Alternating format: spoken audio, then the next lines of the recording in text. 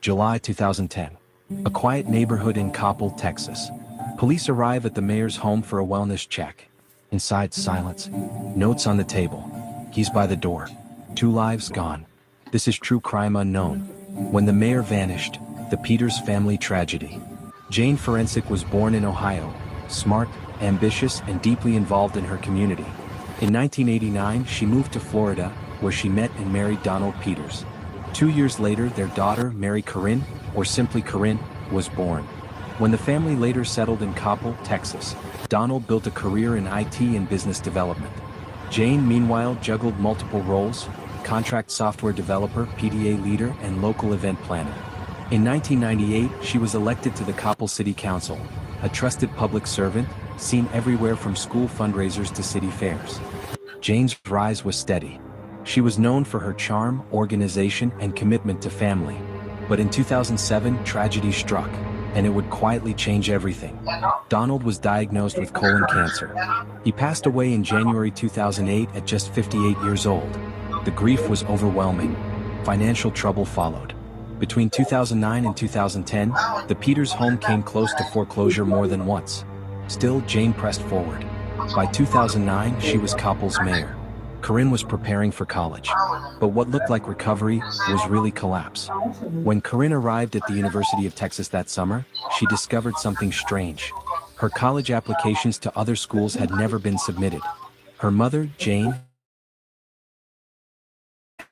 and while Corinne tried to make sense of it, Jayne faced a separate problem.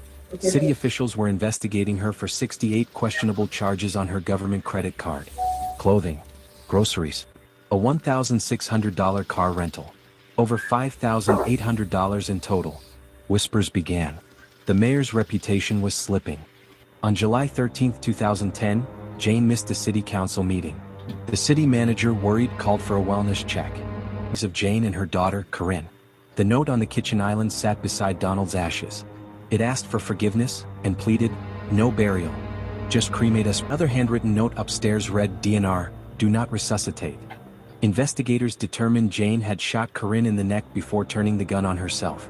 Corinne's body was found in the laundry room, teddy bears carefully placed around her. Jayne's body lay nearby, with a self-inflicted gunshot wound and fentanyl patches found at the scene. The drug may have been meant to sedate her, or serve as a backup if the gun failed. But toxicology showed little absorption. The timeline suggested she killed Corinne up to 14 hours before her own death. News spread quickly. The town was stunned. On July 23, officials announced they would review Jayne's city credit card charges. But that debt was quietly covered when an anonymous man donated $10,000 in cash to the city. That man was David Murph, husband of the local newspaper's editor. He later said he wanted the donation to represent the many people in Coppell who cared for Jayne and her family. Despite Jayne's written wish for no burial, a joint memorial was held at the First United Methodist Church in Coppell. Friends, city staff, and neighbors came in judgment but in disbelief. A mayor, a mother, a daughter, and a tragedy that left behind only questions.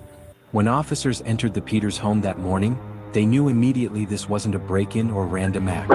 There was no sign of forced entry, no missing valuables, just order and silence. Investigators from the Coppell Police Department worked carefully through each room. On the kitchen island, a manila envelope labeled for police.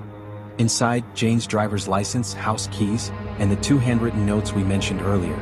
The medical examiner confirmed Jayne died from a self-inflicted gunshot wound. Corinne's wound indicated she was asleep or unconscious when shot. There was no evidence of struggle. And yet, something about the scene felt deliberate, almost staged. Friends described Jayne as always in control. But control can become a mask. In the months before her death, she juggled grief, debt, and public shame, yet never asked for help. Her private emails revealed financial panic and exhaustion. In one she wrote, I feel like I've lost everything that gave my life meaning. Some experts call it the mask of perfection. For high-achieving public figures, especially women in politics, the pressure to appear strong can be overwhelming. Jayne's life was falling apart behind closed doors, but publicly she kept smiling, until she couldn't anymore. By early 2010, Jayne's city-issued credit card had over 60 questionable charges. The city's finance department launched a quiet review. Sources say Jayne knew the audit was nearing completion, and that she might be asked to resign. That same week, foreclosure notices were mailed to her home. Her salary as mayor couldn't cover the debts. And Corinne's college expenses loomed. Investigators concluded that shame, not anger, was her motive. It's believed that Jayne planned the deaths in detail, purchasing ammunition a week prior, writing multiple notes, and placing her husband's ashes prominently in the kitchen. Her actions followed what experts call a suicide pattern, driven by delusional protection, not revenge. The news devastated Coppell. Flags flew at half-staff, and residents gathered outside City Hall to light candles. In interviews, many said they couldn't reconcile the cheerful mayor they knew with the actions she took. City manager Clay Phillips said it best. "We'll never understand what happened. We just know a wonderful person was under too much pressure." But as the story faded from headlines, a deeper question remained. Could this have been prevented? The Peters case wasn't just about corruption or scandal. It was about mental health and the invisible expectations of public life. Experts who studied the case later found signs of untreated depression, survivor's guilt, and what psychologists call altruistic suicide. In her mind, Jayne believed she was protecting Corinne from humiliation. In reality, she robbed her daughter of the chance to heal. The official report listed the case as murder-suicide. Motive: financial stress and shame from pending ethics investigations. Case closed. But many in Coppell didn't buy that explanation. Some locals believed Jayne had planned an escape, not a double death. Others thought there might have been outside pressure, blackmail, or political coercion. None of it was ever proven. Psychologists later studied Jayne's letters and behavior in the weeks before the tragedy. Their conclusion: she suffered from a delusional protective state. That means she believed ending her daughter's life was a way to save her. In her final notes, she wrote phrases like, "I'm sorry, I had to." Those words matched patterns seen in cases of family annihilation through perceived mercy. Dr. Miller, a forensic psychologist we consulted, calls this protective delusion. When grief and guilt merge, the line between love and delusions. Could someone have helped her? Were all the gunshot residues consistent? And why did the medical examiner find only trace fentanyl absorption, if Jayne planned this carefully? Some hypothesize that though police found no foreign prints or forced entry. Even the smallest inconsistency, like a clock stopped at 2:47 a.m., fueled debate for years online. But none of the theories have held up to evidence. One forgotten detail: the city's audit into Jayne's spending was quietly sealed after her death. No report was ever released publicly. Only a one-line statement. Matter resolved. That decision. More than a decade later, Coppell still struggles with the memory. The house has new owners.